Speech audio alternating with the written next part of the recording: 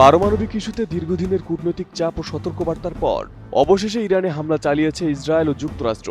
২৮ ফেব্রুয়ারি রাজধানী তেহরান সহ দেশটির অন্তত কয়েকটি গুরুত্বপূর্ণ শহরে ক্ষেপণাস্ত্র হামলার ঘটনা ঘটে। এসব শহরের মধ্যে রয়েছে ইস্পাহান, কোম, লোরেস্তান, কারাজ, কেরমানশাহ এবং তাবরিজ। ইরানের রাষ্ট্রীয় বার্তা সংস্থা এবং সরকারি সংবাদ মাধ্যম ইরনা তাদের প্রতিবেদনে হামলার বিষয়টি নিশ্চিত করেছে। শনিবার স্থানীয় সময় সকাল ৯টার দিকে তেহরানের কেন্দ্রস্থলে প্রথম বিস্ফোরণের শব্দ শোনা যায়। অল্প সময়ের মধ্যে অন্যান্য শহরগুলোতেও ক্ষেপণাস্ত্র হামলার খবর পাওয়া যায় বলে জানিয়েছে ফার্স নিউজ ও ইরনা। এদিকে হামলার পরপরই পাল্টা জবাব দিতে শুরু করেছে ইরানও। দেশটির সশস্ত্র বাহিনী যুক্তরাষ্ট্র ও ইসরায়েলকে লক্ষ্য করে প্রতিরোধমূলক হামলা চালিয়েছে বলে দাবি করা হয়েছে। ইসরায়েলি ডিফেন্স ফোর্স আইডিএফ জানিয়েছে ইরান থেকে নিক্ষেপ করা ক্ষেপণাস্ত্র ইসরায়েলের দিকে ধেয়ে আসতে শনাক্ত করা হয়েছে, যার পর দেশের বিভিন্ন এলাকায় সতর্কতামূলক সাইরেন বেজে ওঠে। ফিনিশ আসলে একটা জিনিস, সস্তায় বস্তাপতা জিনিস, স্পার্টা চিনে ফিনিশ।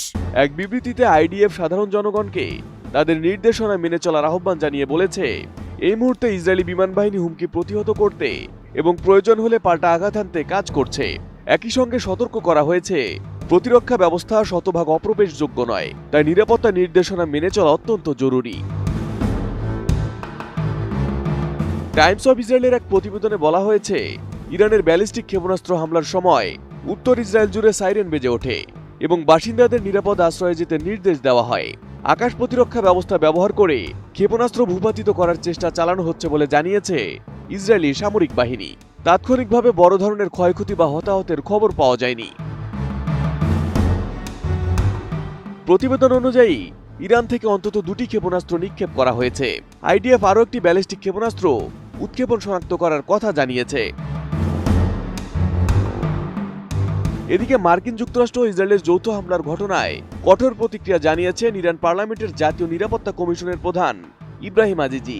সামাজিক মাধ্যমে তিনি লিখেছেন, আমরা তোমাদের সতর্ক করেছিলাম, এখন তোমরা এমন এক পথে যাত্রা শুরু করেছ যার পরিণতি আর তোমাদের নিয়ন্ত্রণে নেই। বিশ্লেষকদের মতে পাল্টাপাল্টি হামলার এই ধারা অব্যাহত থাকলে সংঘাত দ্রুত আঞ্চলিক যুদ্ধে রূপ নিতে পারে, যার প্রভাব পুরো মধ্যপ্রাচ্যের নিরাপত্তা পরিস্থিতির উপর পড়ার আশঙ্কা রয়েছে। Arif Hasan, ATN news.